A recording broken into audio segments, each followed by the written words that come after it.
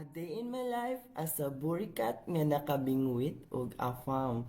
For today's video mga kol, naaday ko diri sa inyuhang pananaw karon nakita ninyo ako ana pong kaanyag. For today's video, manguli ta sa ating pinakamamahal na bayan at pinakamamahal na tahanan. So nag-agi mi sa ako ang alma mater, Midal Elementary School. So dira nagsimula ang ako ang pagkaanyag, di na discover ako ang mga talents o tanang ikabuga din sa kalibutan. So thank you ma'am sir sa inyong pagpalangga sa ako sa unang elementary pa ko. So kana nakita ninyo ako ang kahago o ako ang mga singot. Grabe pagkalayo sa among panimalay pero okay lang kay para man pud ni sa ako kay gusto na ako makita ang kaanyag sa ako ang mama o kagwapo sa ako ang papa. So nakita niyo guys ang pinaka nice nga view sa amo ang lugar. So dito pa sa ubos among balay-ana. So nagbaktas pa ko og perting layo pero okay ra kay na miss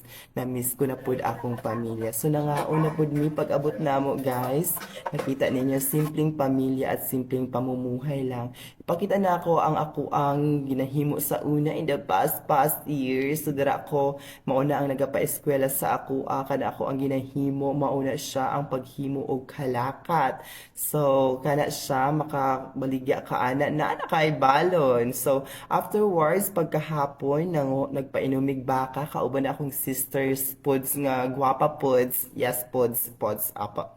So kana gigukod ko sa baka maong naabot ko diha. Cherries nangwa na mi ana og rambutan maong naabot ko din hang dapita. Nakita ninyo pagka nice pero hilaw pa man. So wala jud mi nakuha ana nga rambutan. Nga man. Narita kayo. Oh, ako ang pang Nangatol na. Aduh, ikaw. Agay ko yung pero kakagayam. Kaya ako ng bola ay ko. Dong di ko trikan ana. Wa ay gi pangubot man ni niya katablag abi. No ri pang content ta ja.